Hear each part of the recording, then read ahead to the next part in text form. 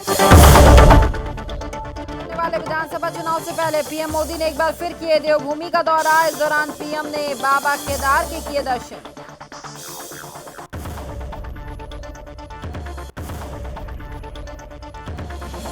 विधानसभा चुनाव नजदीक आते बीजेपी सदस्यता अभियान में ला रही है तेजी। खटीमा के बिगराबाग ग्राम सभा में सीएम धामी की पत्नी गीता पुष्कर धामी की मौजूदगी में सैकड़ों लोगों ने बीजेपी की सदस्यता की ग्रहण।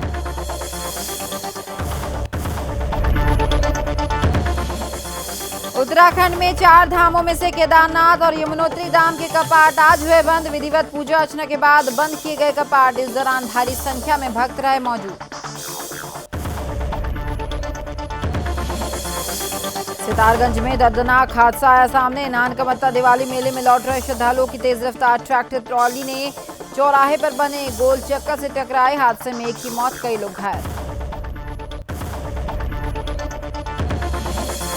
और मसूरी में पर्यटकों की तादाद बढ़ने से मसूरी के मुख्य चौराहे पर लगा लंबा जाम। सड़क के दोनों किनारों में वाहनों के खड़े होने के चलते मार्ग पर घंटों लगा रहा लंबा जाम।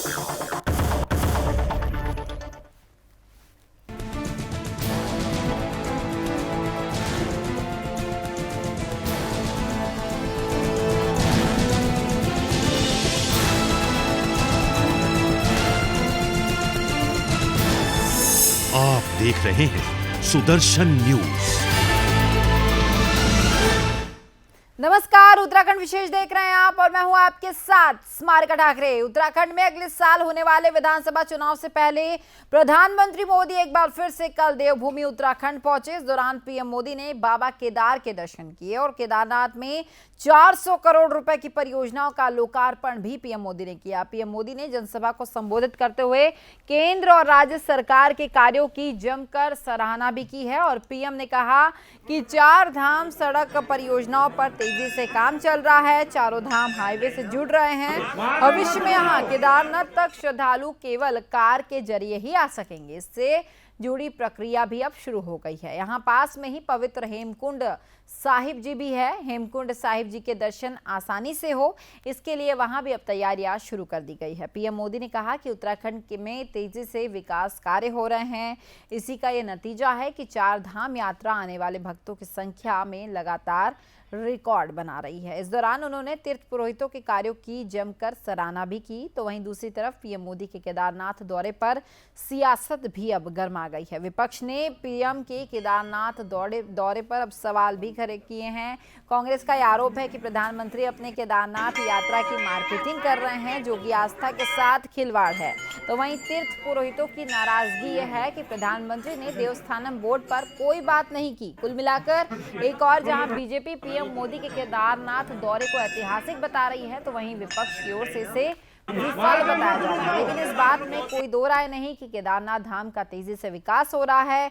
यही वजह है कि आज 400 करोड़ की आधारशिला भी यहां रखी गई। इतना ही नहीं, अगले चरण में होने वाले केदारनाथ पुनर्निर्माण के कार्यों से भी केदारनाथ धाम का विकास होगा, जिससे बड़ी संख्या में राज्य में पर्यटन और तीर्थाटन भी बढ़ने वाला है। निश्चित ही श्रेय की यह होड़ में राजनीति होना स्वाभाविक है।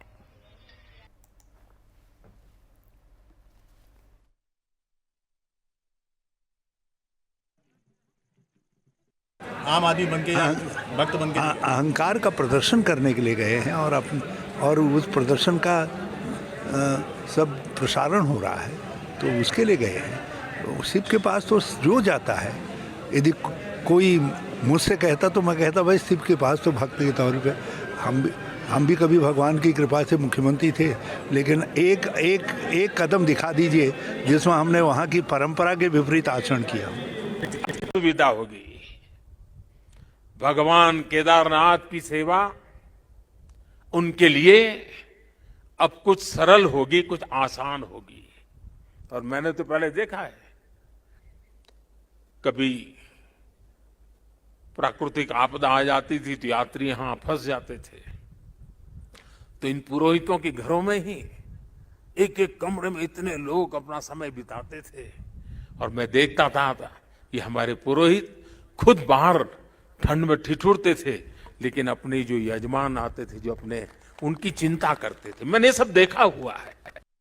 तो वहीं उत्तराखंड में खटीमा के बिगरा बाग ग्राम सभा में मुख्यमंत्री की पत्नी गीता पुष्कर धामी की मौजूदगी में सैकड़ों लोगों ने भारतीय जनता पार्टी की सदस्यता ग्रहण की। जैसे जैसे विधानसभा चुनाव नजदीक आ रहे हैं, खटीमा में भारतीय जनता पार्टी की सदस्यता अभियान में भी तेजी आ रहा है। ग्रामीणों ने भारतीय जनता पार्टी की रीतियों और नीतियों से प्रभावित होकर मुख्यमंत्री पुष्कर सिंह धामी की कार्यप्रणाली और विचारधारा से प्रभावित होकर बीजेपी का दामन थामा है। इस दौरान गीता धामी ने आगामी विधानसभा चुनाव में उत्तराखंड प्रदेश में अब की बार बीजेपी 60 के पार की प्रतिबद्धता को दोहराया है।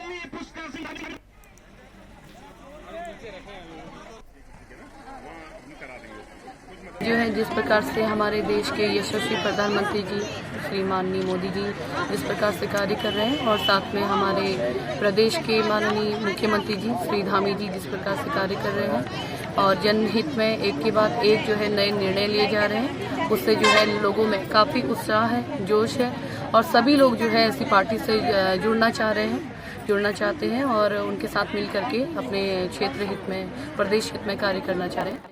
तो वहीं उत्तराखंड में 4 धामों में से 2 केदारनाथ और यमुनोत्री धाम के कपाट आज बंद हो गए। केदारनाथ धाम के कपाट आज सुबह बंद हुए हैं, जबकि यमुनोत्री धाम के कपाट विधिवत पूजा अर्चना के साथ बंद किए गए। तो वहीं बद्रीनाथ धाम के कपाट 20 नवंबर को बंद होने वाले हैं और साथ ही 22 नवंबर को भगवान महादेश्वर जी के कपाट भी बंद होने वाले हैं। 4 धाम के मंदिर हर साल सर्दियों में श्रद्धालुओं के लिए बंद कर दिए जाते हैं। इससे पहले शुक्रवार को गंगोत्री धाम के कपाट अन्नकूट पर्व पर विधिवत पूजा अर्चना के साथ शीतकाल के लिए बंद कर दिए गए। मंदिर समिति के एक अधिकारी ने इसकी जानकारी दी। तो वहीं 4 धाम यात्रा की अगर बात करें तो इस साल भी कोविड के कारण देर से शुरू हुई यात्रा में 30,000 से ज्यादा श्रद्धालु गंगा दर्शन के लिए यहां पहुंचे।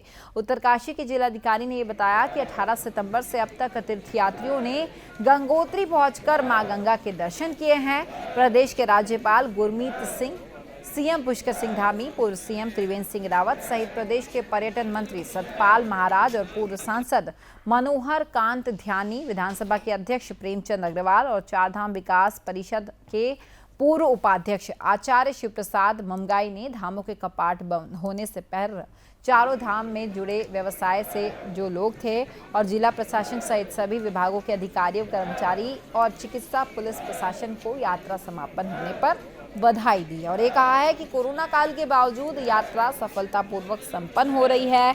चारों धाम में 4.5 लाख से अधिक तीर्थयात्री जो हैं वो दर्शन के लिए यहाँ आ रहे हैं।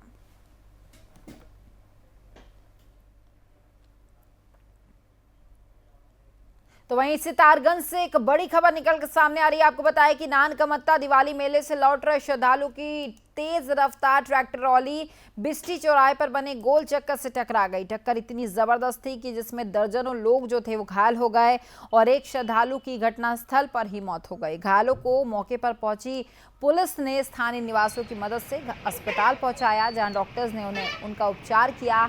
तो वहीं डॉक्टर रविंद्र सिंह ने कहा कि दीपावली की छुट्टी होने के कारण अस्पतालों में डॉक्टर्स की कमी के कारण 15 से 16 घायलों का उपचार करने में डॉक्टर्स को काफी परेशानियों का सामना करना पड़ा। घायलों का अस्पताल में अभी इलाज जारी है। जिन लोगों को गंभीर चोटें आई हैं उनको प्राइवेट अस्पताल अब रेफर कर दिया गया है।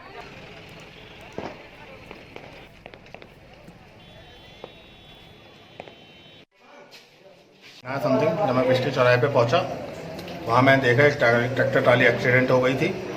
8:39 पे मेरे द्वारा 108 पे फ़ोन किया गया।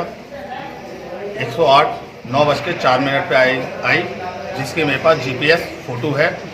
सरदार जी ये कह रहे थे लेट आए हैं तो क्या हो गया है, और वहाँ काफ़ी लोग एक्सीडेंटल थे जिसमें एक आदमी की डेथ हो गई है। ट्रॉली पलटने से काफ़ी सारा मास उसमें मरीजों को लाया गया यहाँ पे, जिसमें से एक मरीज़ की ऑन द स्पॉट डेथ हो गई थी, तो उन्हें ब्रॉड डेड हमारे यहाँ लाया गया। और उसके अलावा कई पेशेंट ऐसे हैं जिनके फ्रैक्चर वगैरह हैं, उनको प्राइमरी ट्रीटमेंट के उपरांत हम आगे रेफ़र करेंगे।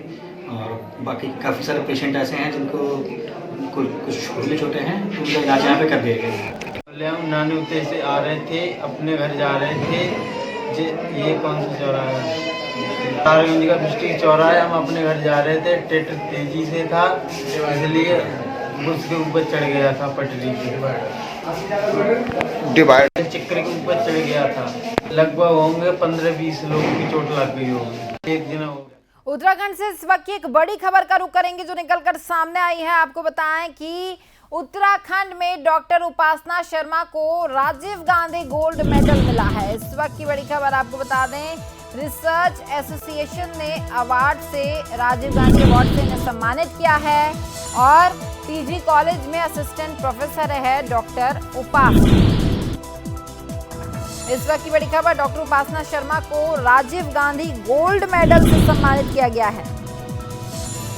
पीजी कॉलेज में असिस्टेंट प्रोफेसर है डॉक्टर उपासना और अब उन्हें राजीव गांधी गोल्ड मेडल पुरस्कार से सम्मानित किया गया है। इस वक्त की बड़ी खबर, रिसर्च एसोसिएशन ने इन्हें सम्मानित किया है।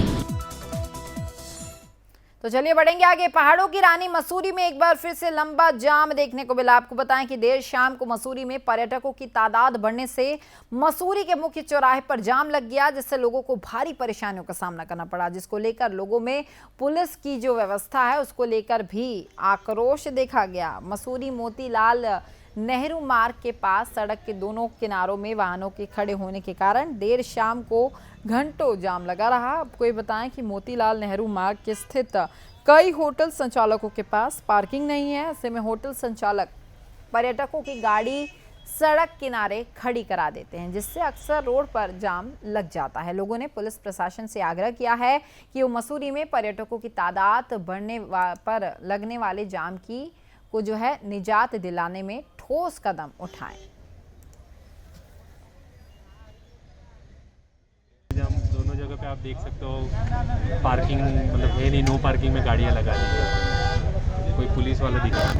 नेहरू मार्ग है, लाइब्रेरी से लेफ्ट साइड पड़ता है ये, और इसमें दोनों साइडें पार्किंग लगी है। यहाँ पे हमने कोतवाल साहब इस पर रिक्वेस्ट की थी कि इस रोड पे पार्किंग नहीं लगनी चाहिए और शायद जाम में हम करीब 1.5 घंटे से फंसे रहे। वैसे हमें लगता है कोई व्यवस्था देख नहीं रहा। अगर बाई दफे कोई दुर्घटना घटना होती है, कुछ नहीं, वो यहीं प्राण त्याग देगा, उससे आगे जाने की जरूरत नहीं है। तो वहीं पीएम नरेंद्र मोदी के केदारनाथ धाम के कार्यक्रम के सीधे प्रसारण के लिए जिले में जागेश्वर धाम को तय किया गया था। केंद्रीय रक्षा और पर्यटन राज्य मंत्री अजय भट्ट ने जागेश्वर पहुंचकर पूजा अर्चना की। इस मौके पर पार्टी के नेता और कार्यकर्ता मौजूद रहे।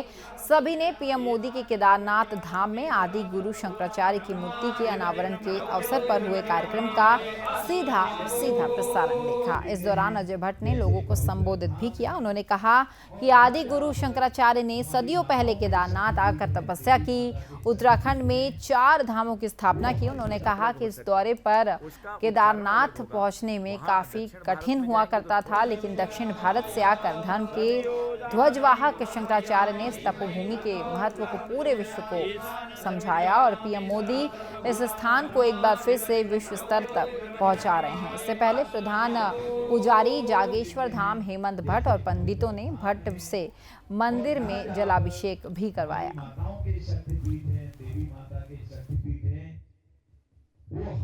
अलग हो सकता, उसका उच्चारण अलग हो सकता, उसका उच्चारण अलग होगा। वहां दक्षिण भारत में जाएंगे तो थोड़ा उच्चारण बदल सकता है, गजाननम भूत गणाधिसेवितम ऐसे हो सकता है, लेकिन भाव एक है। जैसे हम चाहे उत्तर भारत में हो, दक्षिण में हो, पूर्व में हो, पश्चिम में हो, हम गजाननम भूत गणाधिसेवितम कपित जम्बू फलचार भक्षणम, ये हम अपना मंत्र की शुरुआत हर एक लोग करते हैं। तो वहीं हरिद्वार श्री पंचदशनाम जूना भैरव अखाड़ा की पवित्र छड़ी यात्रा उत्तराखंड से जो 20 अक्टूबर को माया देवी मंदिर से प्रारंभ हुई, वो यात्रा सभी तीर्थ स्थलों में देवी देवताओं के दर्शन कर 10 नवंबर को हरिद्वार पहुंचेगी।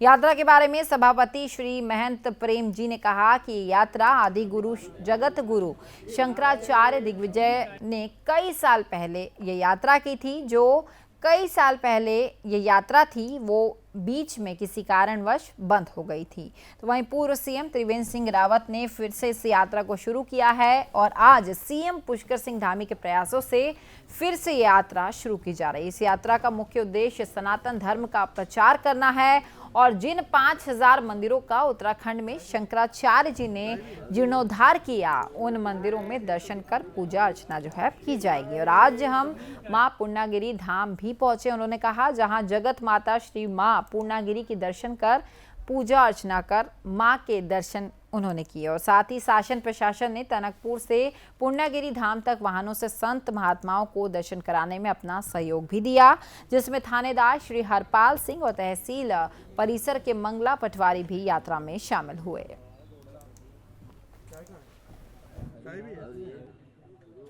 जगत गुरु शंकराचार्य जी की छड़ी यात्रा दिग्विजय यात्रा थी। 2-2.5 हजार वर्ष पहले परंपरा चलती थी, बीच में कुछ काल में बंद हो गई। तो बहुत मुख्यमंत्री आए, सबसे अखाड़ों ने रिक्वेस्ट किया, सब कुछ किया कि इसको चलाया जाए, लेकिन कोई तैयार नहीं हुआ। अंत में अभी बीजेपी की सरकार में, ये ना कहना है बीजेपी वाले हैं, बीजेपी की सरकार ने इसको मान्यता दी। तो वहीं उत्तराखंड के IG Puran Singh Rawat IPS officer होने के साथ साथ जैविक खेती किसानी में रुचि भी रखते हैं और उनकी तरफ से की गई पहल अब किसानों के लिए वरदान साबित हो रही है, जिसके चलते इसे टेक्निक को हजारों किसान अब पसंद कर रहे हैं और आईजी पूरन सिंह रावत की तरफ से तैयार फसल औषधि का भी काम कर रही है। इस बार काला धान के साथ साथ काला नमक धान की फसल की है। इसी को लेकर हमारे उधम सिंह नगर के संवाददाता दीपंकर सरकार ने आईजी पूरन सिंह रावत से खास बातचीत की। आइए आपको सुनवाते हैं।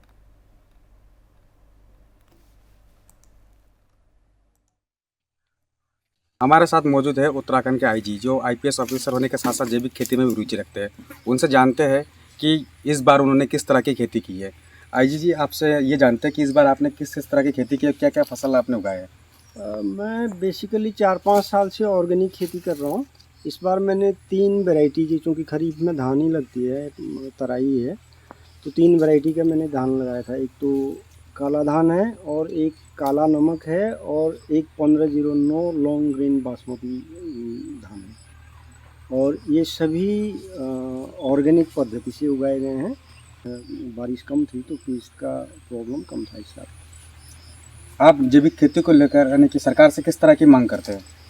जैविक खेती की मुख्यतया मुझे जो 4-5 सालों से अनुभव है खेती करने के पश्चात, किसानों के पास पेस्ट कंट्रोल के लिए भी कोई कारगर हथियार ऑर्गेनिक के अंदर मौजूद नहीं है। तो सरकार वन स्टॉप फैसिलिटी किसानों को ये दे कि एक तो ऑर्गेनिक इनपुट्स की, मतलब उसमें जो खाद यूज करने हैं वो एक जगह मिले। दूसरा, घास को नियंत्रण करने के लिए जो है चीज़ें मौजूद हो। थर्ड, कि बीमारियां आती फसलों में तो उनको नियंत्रण करने के लिए कोई ना कोई कारगर उपाय होना चाहिए। फिर उसके बाद किसान को यदि फसल इन चैलेंजों के बाद यदि वो उगा लेता है तो बेचने में बहुत दिक्कत आती है। यदि फिर कोई आदमी ये क्यों विश्वास कर ले कि आपने या मैंने उगाया हुआ ये उत्पादित धान जो है, जिसको मैं जैविक क्लेम कर रहा हूँ, ये जैविक है, उसकी टेस्ट फैसिलिटीज़ भी जो है हमारे पास बहुत कम है।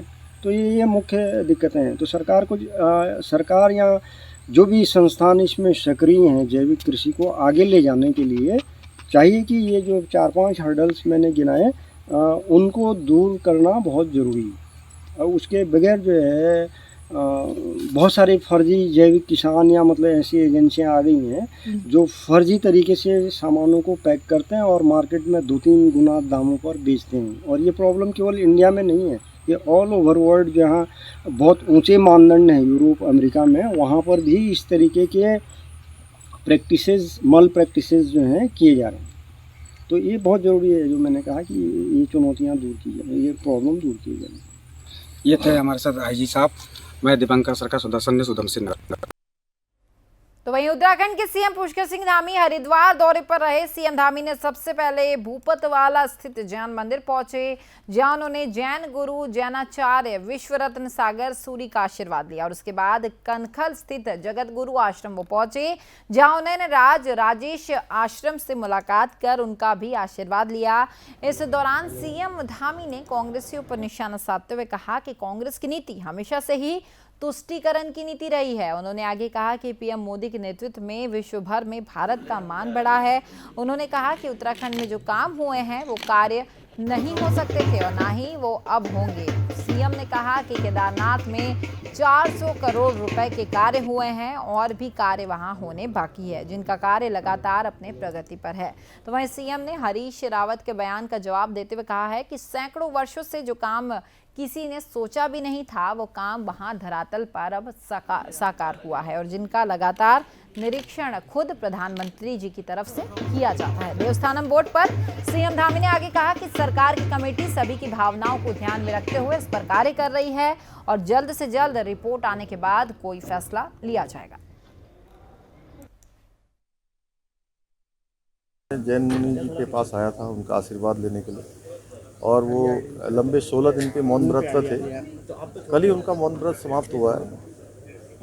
बस उनका आशीर्वाद लेने के लिए आए हुए हैं और उनका मार्गदर्शन भी लिया है, क्योंकि कठिन साधना और कठिन तप उनके द्वारा किया जाता है। और कल एक बड़ी अच्छी बात यहाँ हुई है, श्वेतांबर और पीतांबर दोनों जो समुदाय हैं, उन दोनों समुदाय के लोगों ने यहाँ पर बड़ा अच्छा मिलन किया है।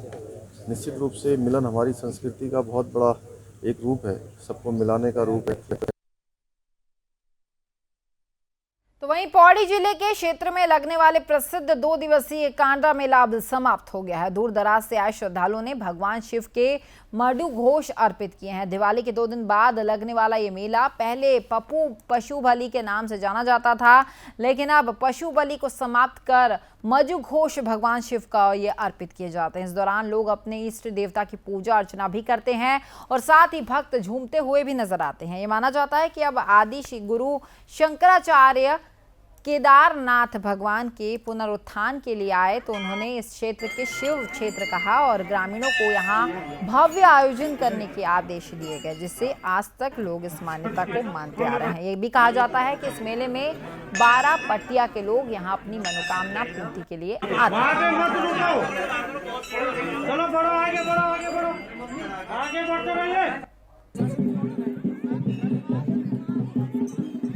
ये 2 दिन का मेला होता है, कांडा मेला होता है। यहाँ पे काफ़ी भीड़ रहती है, काफ़ी गांव यहाँ नज़दीक में पड़ता है और बाहर से भी जो यहाँ के लोग बाहर काम करते हैं, नौकरी करते हैं, वो लोग भी अपने सपरिवार बच्चों सहित इस मेले में दर्शन करने आते हैं। मान्यता है कि जो अधिकतर जिनकी जो बहनें जो बाहर ससुराल होती हैं, वो भी इस मेले में मायके अपना एक किस्म से मायके में आती हैं, तो वो दर्शन करने आते हैं, उनकी मनोकामना यहाँ पे पूर्ण होती है। मंदिर की खासियत ये है, जैसे गाँव के जो वो होते हैं, जैसे यहाँ की बहनतें होते हैं, लड़कियाँ, वो अपने बच्चों को एक दिन भेंट चढ़ाने के लिए निशान या छतर में या घाट में मंदिर में चढ़ाने के लिए एक लाते हैं, भेंट देते हैं। एक खासियत मंदिर के बारे में हमने तो अपने बड़ों से ही सुना है कि इस मंदिर की बहुत मान्यता है और मतलब जो यहाँ पे मांगते हैं वो पूरा भी होता है। जब पहले यहाँ बागी सराए जाते थे, लेकिन अब यहाँ पे घाट छतर आते हैं। तो क्या लगता है वो चीजें सही थी कि जो अब है सही है? बताइए। अब सही है, उससे बागी मारे जाते थे, उससे तो ये बहुत अच्छा है, क्योंकि मैं तो वैसे ही शाकाहारी हूँ और मैं तो ये बलि में तो वैसे बिलीव नहीं करती। गोश महादेव का मंदिर है हमारा कांडा गांव। हम सब भट्ट पुजारी हैं इसके, हमें लोग इसकी पूजा करते हैं और हमें लोग मेले का आयोजन करते हैं। दीपावली के दूसरे दिन 2 दिवसीय मेला होता है। छोटा कांडा बड़ा कांडा के नाम से जाना जाता है, जो आज 5 नवंबर 2021 को और कल 6 नवंबर 2021 को बड़ा कांडा मेला होगा। ये मनोतियों का आस्था और विश्वास का प्रतीक है। 9वीं शताब्दी में गुरु शंकराचार्य जी जब आए थे केदारनाथ यात्रा के दौरान, उस समय का ये तो वहीं रामनगर में लोगों ने धूमधाम से भाई दूज का त्यौहार मनाया। भाई दूज का त्यौहार कार्तिक मास के शुक्ल पक्ष की द्वितीया तिथि को मनाया जाता है। यह त्यौहार दीपावली के महालक्ष्मी पर्व के तीसरे दिन मनाया जाता है। बहनें इस दिन भाइयों को तिलक करती है और भाई बहन को उपहार देते हैं। आज ही के दिन बहन भाई को दीर्घायु और सुख समृद्धि की कामना करती है और ये मान्यता है कि सूर्य नारायण के पुत्र यमराज और उनकी पुत्री यमुना की लोक कथा पर ही आधारित है। यही मान्यता को आगे बढ़ाते हुए सभी हिंदू परिवार भाई दूज का त्यौहार मनाते हैं।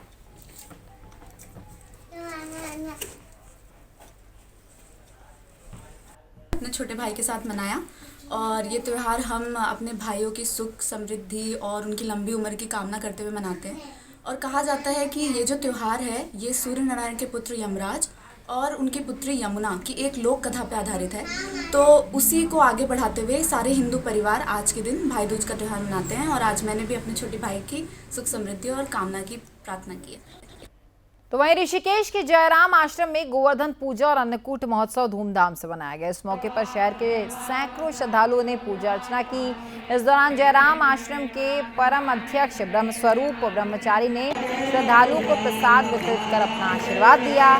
पूजा अर्चना के बाद शहरवासियों ने 56 भोग का आनंद भी लिया। आपको बताएं कि धार्मिक मान्यताओं के अनुसार त्रेता युग में भगवान इंद्र ने ब्रजवासियों से नाराज होकर मूसलाधार बारिश की थी। उस वक्त भगवान श्री कृष्ण ने छोटी उंगली पर गोवर्धन पर्वत उठाकर ब्रजवासियों को बचाया था। पर्वत के नीचे भगवान श्री कृष्ण ने सभी को सुरक्षा प्रदान की थी। तभी से भगवान श्री कृष्ण को गोवर्धन के रूप में पूजा जाता है। तभी से सारा प्रदेश में गोवर्धन पूजा मनाई जाती है। गोवर्धन पूजा के उपलक्ष्य में मैं जयराम आश्रम की तरफ से सभी श्रद्धालुओं को बहुत बहुत हार्दिक शुभकामनाएं देता हूं। उनके सभी के घरों में सुख समृद्धि बनी रहे। भगवान श्री कृष्ण ने अपनी लीलाओं में ब्रजवासियों के साथ गोवर्धन पर्वत उठाया। वो पर्वत उठाने का एक ही संदेश था कि पर्यावरण के संवर्धन के लिए, पर्यावरण के बचाव के लिए, गौ संवर्धन के लिए और समाज में सभी लोग मिलकर के काम करें। वहीं सितारगंज में सेक्स रैकेट और मानव तस्करी की सूचना पर एंटी ह्यूमन ट्रैफिकिंग सेल की तरफ ने शहर के एक चर्चित होटल में छापेमारी की। छापेमारी के दौरान पुलिस ने महिलाएं पकड़ी गई और हालांकि इस मामले का अभी तक औपचारिक रूप से कोई खुलासा नहीं किया गया है। आपको बताएं कि शहर का यह होटल लंबे समय से विभिन्न संदिग्ध गतिविधियों के लिए चर्चाओं में रहा है। समय समय पर स्थानीय स्तर पर लोगों की तरफ से इसकी शिकायत पुलिस प्रशासन के आला अधिकारियों से की गई। हालांकि कोई प्रभाव कार्रवाई अब तक नहीं की जा सकी। तो वहीं सूचना के आधार पर एंटी ह्यूमन ट्रैफिकिंग सेल की टीम ने शहर के चर्चित होटल में छापेमारी की और कई महिलाओं को पकड़ा है। तो वहीं पुलिस की छापेमारी से यहां हड़कंप मचा हुआ है। फिलहाल जो है पुलिस अब आगे की कार्रवाई में जुटी हुई है।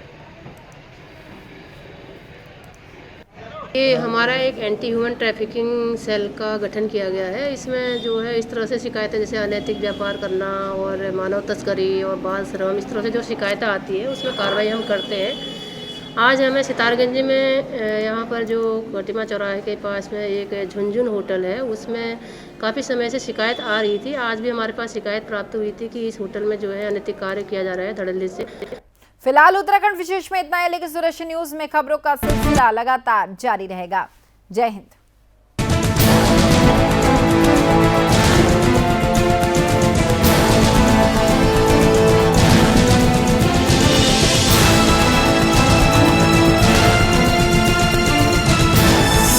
आप देख रहे हैं सुदर्शन न्यूज।